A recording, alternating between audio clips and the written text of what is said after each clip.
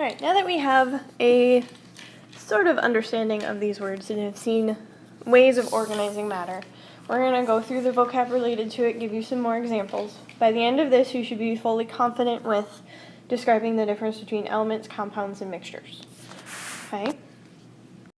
So, something in science that we call a pure substance, it's a good vocab term, is anything that can't be broken down into something simpler due to a physical method. Like you can't boil it apart, you can't rip it apart. Okay? The two types of those are elements and compounds. An element is essentially everything you see on the periodic table. Alright, so every symbol on here represents one of the elements existing, and the list keeps getting longer, especially in this range here. Alright, this picture may even be out of date as of right now, but elements are substances that are made up of individual atoms of the same kind. Alright, so like the element of oxygen. If you had some oxygen in a test tube that was separate from everything else, all it would have is just billions, trillions, tons of just little teeny tiny, smaller than microscopic atoms, and specifically oxygen atoms. Same thing if you remember in the lab, the little magnesium metal that we were working with. That was the element magnesium, all right? And that magnesium was made up of billions, trillions, just more than we can even imagine, individual magnesium atoms, okay? So elements are made up of one kind of atom. Now, not elements are equally as common. Okay, so some things on the periodic table, depending on where you are more common in other places. There's also throughout the universe. They're not all present in equal amounts. Generally speaking, the higher the number goes on the periodic table, the less we have of it in the universe. So the other word, compounds, are substances that are made up of multiple types of elements or have more than one kind of atom. Okay?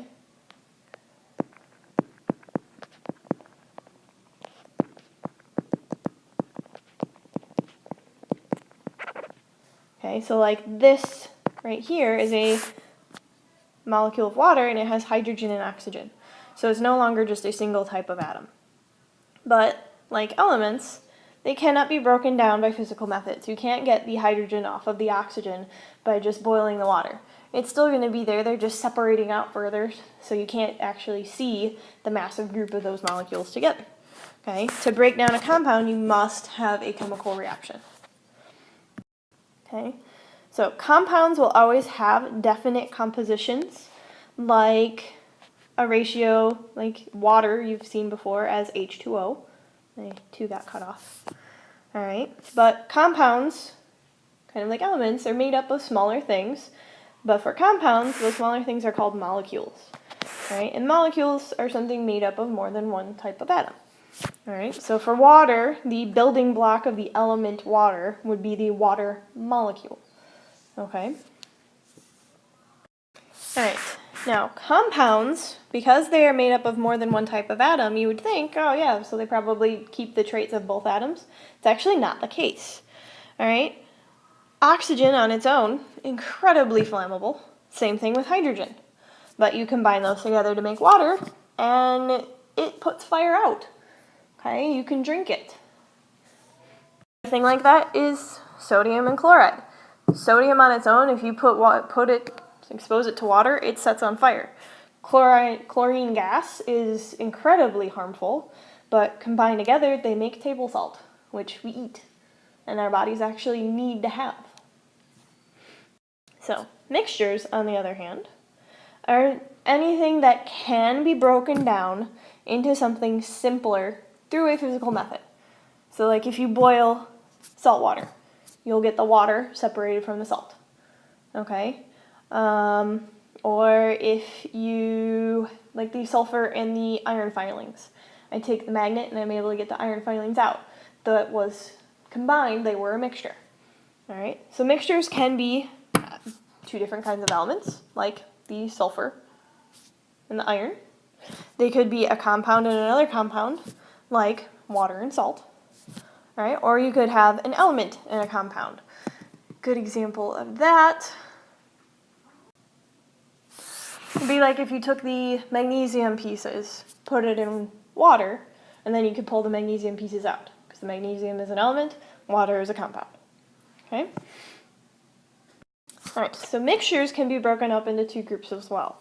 There's something called homogeneous mixtures, all right? And for these, their parts are evenly distributed. So it no longer looks like two separate things.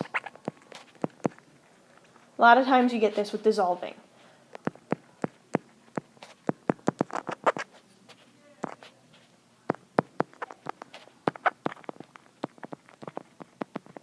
Okay, so again, dissolving sugar in water, salt in water, maple syrup is mostly water but has other things in it that makes it turn brown. Attention all staff, please don't forget to stop by. Sorry about that. Or air. The air surrounding us doesn't look like it's separate things, but there's, only about 20% oxygen, tons of nitrogen, and then a whole bunch of other small things built in. Or certain metals, like a brass trumpet, is actually the combination of several different elements, but you can't tell them apart. Right? Same thing with steel. That's another combination of several different metallic elements that you can't actually see the separate pieces of.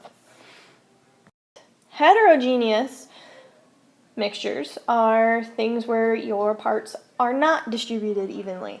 They are uneven, meaning you can see the separate pieces. All right? So like spaghetti and meatballs, you can see the spaghetti, you can see the meatballs. Oil and water, you can see the two layers. There's the water on the bottom, the oil on the top. All right? If you sat there and had a bin full of Legos, all right, you can see the yellow Legos from the red Legos from the blue Legos.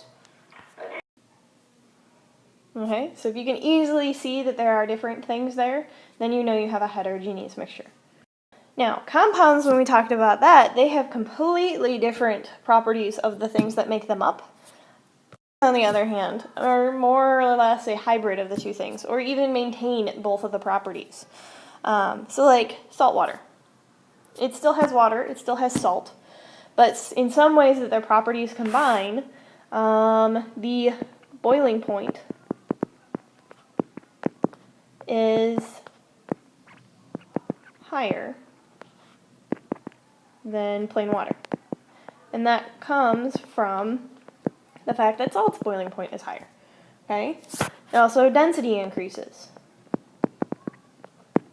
And again, that's because the salt really doesn't add much to the volume, but it adds mass, so that increases the density. So we're getting kind of a combination between salt, which has a much higher density, and water that has a lower density. Okay? So they don't all of a sudden take on these brand new traits completely unique to their mixture. They still kind of hold on to their separate traits. Okay? So, we will discuss this more in class, but hopefully now you can kind of have a feeling between the difference between an element, a compound, and a mixture, and what makes them up. Don't forget to bring notes and do the online quiz.